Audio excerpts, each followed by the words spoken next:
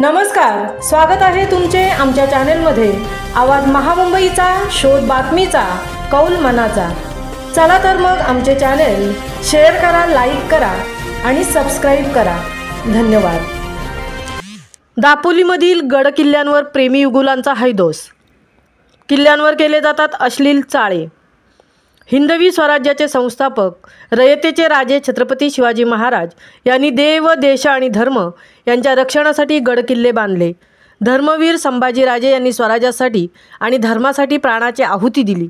मात्र सध्याच्या काही तरुणाईला त्याचे मुळी भानच नाही असे दिसून येत आहे।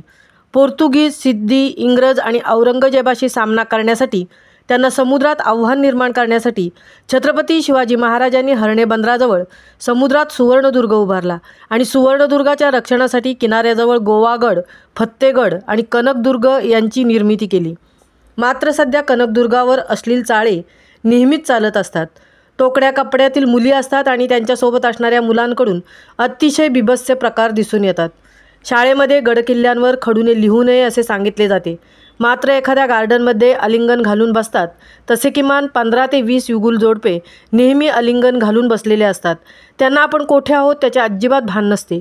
हा प्रकार अतिशय लांछनास्पद असा आहे। शिवप्रेमी आणि शासनाने या रोमिओ आणि तोकड्या कपड्यांतील मुलींना वेळीच आवर घालणं आवश्यक आहे। आवाज महामुंबईचा चॅनेलसाठी मिलिंद खारपाटील सह तृप्ती भोईर, दापोली।